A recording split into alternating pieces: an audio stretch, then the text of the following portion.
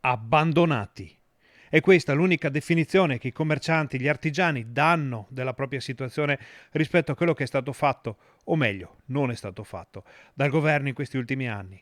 Dalla pandemia all'esplosione dei costi, dalla crisi economica a quella sociale, interi comparti denunciano l'assenza delle istituzioni.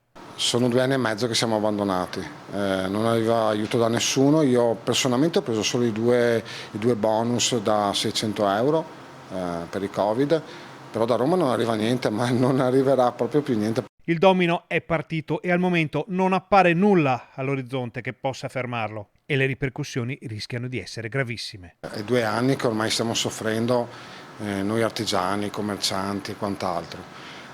Penso che l'unica cosa che c'è da fare è quella che purtroppo dobbiamo aumentare anche noi al cliente finale, non esagerando e con testa. Alla fine tutto si ripercuoterà sui prezzi del servizio, anche se tutti sono consapevoli del fatto che bisogna muoversi in modo oculato. Io personalmente ho fatto degli aumenti, sto tuttora facendo degli aumenti in base a quello che mi viene aumentato, perché non aumenta solo la corrente, ma aumenta anche il prodotto finale, aumenta anche l'acqua, aumenta tutto quanto. Anche la carta.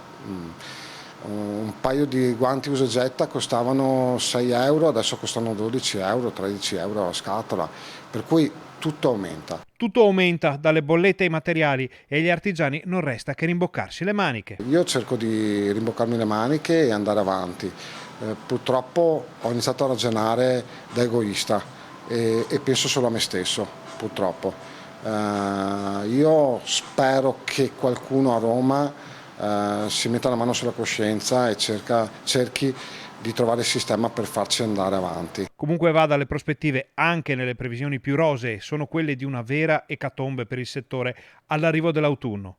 In molti saranno costretti a chiudere. A ottobre ne vedremo delle belle. Mi dispiace sinceramente per chi chiude e mi dispiace personalmente per chi non ce la fa.